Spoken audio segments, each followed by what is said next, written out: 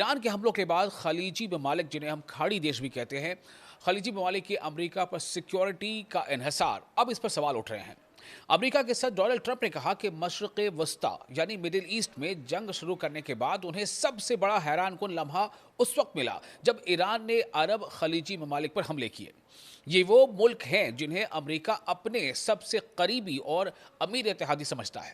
ایک سابق امریکی انٹیلیجنس افسر نے ٹرمپ کے بیان پر کہا کہ ناقابل یقین۔ انہوں نے مزید کہا کہ ایسا لگتا ہے جیسے امریکہ پچھلے ایک سال سے کسی خیالی دنیا میں منصوبہ بندی کر رہا تھا۔ خلیجی حکمرانوں نے ٹرمپ کو پہلے ہی خبردار کیا تھا اور یقیناً انہیں اپنی خفیہ بریفنگز میں بھی اس بارے میں بتایا ہوگا۔ ابھی ایک سال بھی نہیں گزرا ہے کہ ڈونلڈ ٹرمپ نے ریاض میں تقریر کرتے ہوئے تیل اور گیس سے مالا مال خطے کے شہروں کی چمکتی ہوئی شاندار عمارتوں کی تعریف کی تھی، اور اب ایرانی ڈرون اور بیلسٹک میزائل انہی عمارتوں اور توانائی کے نظام کو نشانہ بنا رہے ہیں جن کی وجہ سے یہ ترقی ممکن ہوئی تھی۔